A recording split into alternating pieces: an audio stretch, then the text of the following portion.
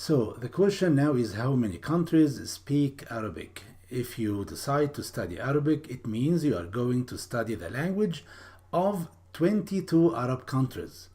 And the countries are Jordan, Palestine, Syria, Lebanon, Morocco, Mauritania, Algeria, Tunisia, Libya, Sudan, Somalia, Egypt, Saudi Arabia, Yemen, Oman, Qatar, Bahrain, Kuwait, Comoros, Iraq, Djibouti, and the United Arab Emirates.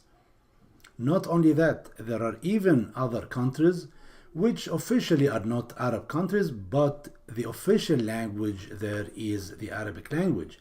Like, for example, in Africa, Chad. As you see here, French and Arabic are the official languages of Chad. Also in Eritrea, as you see, they have two languages here, Tigrinya and the Arabic language. They are the working languages in Eritrea.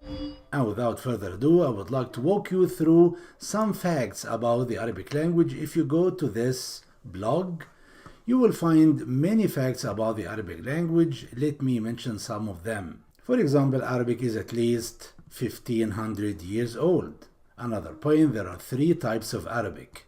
So you might ask yourself, 3 types? We already know that there is the standard Arabic and the dialect. Yes, but you can also add the classical Arabic. But in this course, I'm going to teach you the modern standard Arabic. Also, Arabic words are written from right to left, and this is completely opposite to English, for example. But when it comes to numbers, we write from left to right. But if you just write from 1 to 10, 1, 2, 3, 4, actually it goes from right to left. Another point, there are more than 100 words for the word camel. Imagine al-jamal, so you can look for the other 99. Also the word al-hub, there are many words for the word al-hub. You can say al-ishq, al-sababa, al-huyam, and many other words. What else? All the time I say to my students that the Arabic language is the language of logic. Why is it the language of logic? Because of 2 things. Number 1, the root, and number 2, the pattern. And in this course, I'm going to discuss and explain to you everything in detail about these things. And I'm going to have a whiteboard, electronic whiteboard, especially for you for this course, and this is my pencil and this is my whiteboard. You will see how I'm going to use them in the course. Another point, in the present tense there is no verb to be. I am a teacher. أنا أستاذ.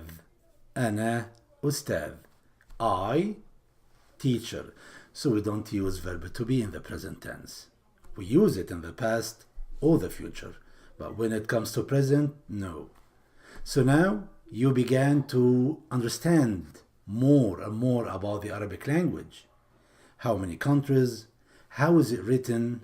Is it from left to right or from right to left? How about the present tense? Do we use the present tense when we speak or write? In short, in this course, I plan to offer you a well-structured Arabic language program in standard Arabic.